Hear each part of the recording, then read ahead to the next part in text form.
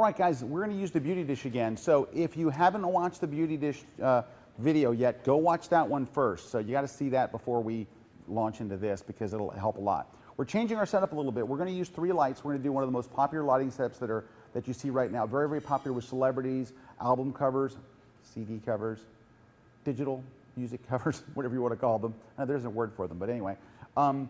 You see a lot of celebrity shots with these, a lot of sports portraits and things like that. And what it is, it's very, very hard-edged light. We can really get away with that when we're shooting, especially with shooting pictures of guys. But it's also becoming very, very popular with shots of women as well. And it is a 3-light setup. We're using the beauty dish up front, and then we have 2 lights in the back. And they're kind of crisscrossing. They're going to light both sides of your subject with a very, very hard, very, very direct, very dark edge light. So what I have here is, this is what really makes the backlights work. It's called a honeycomb grid. Now they come in different degrees, all right? They'll be in 10 degree, and the degree determines, you know, the lower number makes it a thinner grid, and then a wider grid, and then a little bit wider grid. So you're going to put this onto the reflector. Now, since we're using Elechrome lights, we have these little grids that actually snap right into them. So that's the key. You have a strobe in the back, it has a reflector on it, and then the grid goes on that. So this will snap the grid in back here. Let me just walk over here, dropping stuff as I walk. And we're just going to snap this right into here, like that.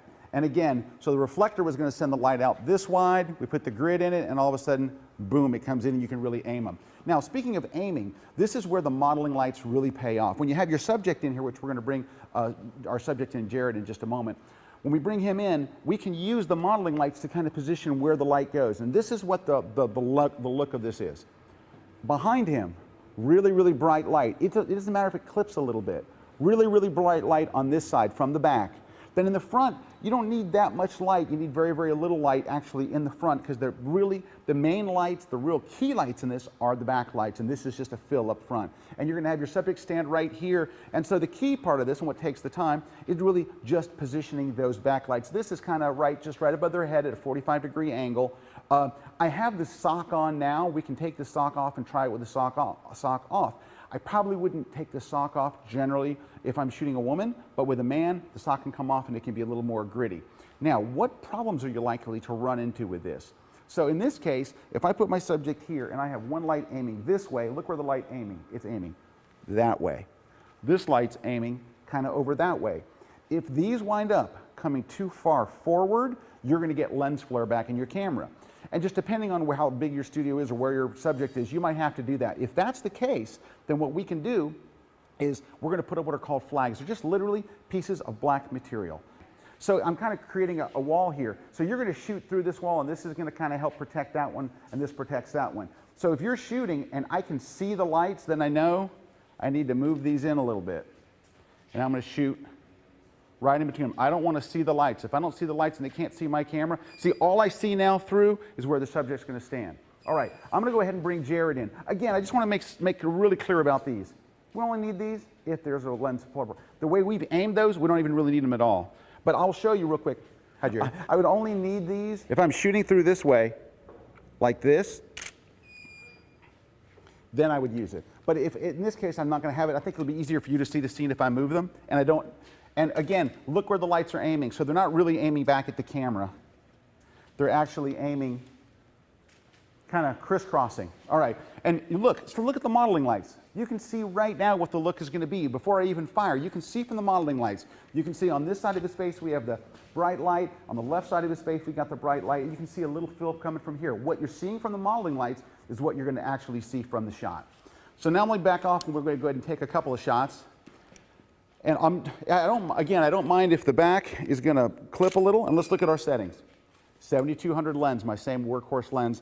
I'm out at, say, 135. I usually like to go a little higher. Well, actually, I'm at about 150. 150 millimeter. I like to be on that far end of the lens. I like to be between maybe 150 and 200. We're in manual mode. I'm at 125th of a second. You've heard that a million times. Now, because I'm using a beauty light, because it's so close to Jared, I can't be running this at f5.6. I already know this is going to have to be higher. I'm going to try, let's try f11 and see what we've got. Okay, ready? Here we go, Jared. Let me have you cross your arms. Turn your body a little sideways. There we go. Very nice. Perfect. Very good. All right, now I'm just going to work with the subject for a second to get a couple more shots. but the lighting's pretty much in place. Now we just have a couple of choices. Do I want to light the background? Do I want to make it gray? Do I want to increase my shutter speed and make it darker behind him? So there's just a couple of things that we could do to tweak this, or do we want to just get rid of the background altogether? I kind of like this gray. It looks pretty good. And let's get a couple more of these. Very good. Now I'm doing kind of a more 3/4 length here. Nice, very good. Chin down just a little bit. There you go. Perfect. Very nice. Let's just check.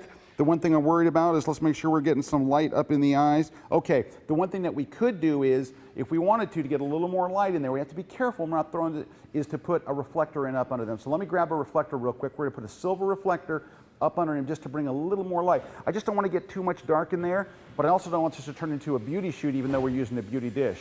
So let me bring in this, and then I'm going to do one more thing. I'm going to have Brad just hold it here, and we're going to get up a little tighter. There we go. Good, Brad, right there. Perfect. Let me see what that does for the light in his eyes. Okay, it's actually too much. Brad, I'm just going to have you lower it a bit, and let's see how that does. That's better. I'm at the very bottom. Okay, all right. So I'm at 1.8 up top on my strobe. It's a little too bright up top now. So what I'm going to do is I'm going to switch this to group 1. Switch this to group. And I'm going to take it down from 1.8, 1.7, 1.6, 1.5. So 3 clicks on the minus button. Turn it back to all. Put that in place, Brad. Nailed it. That was it. Thank you, Brad. That looks great. Okay, so that's the setup. I'm going to try one last thing. Brad, can we take the sock off? I just want you guys to be able to see the sock does soften it. And with Jared, he's got such great skin. I want to, and when you're retouching guys, you can really let it go. And it got a little edgier. You can see the modeling light got a little edgier. Let's take a look. Woo, that's edgy city. This looks good.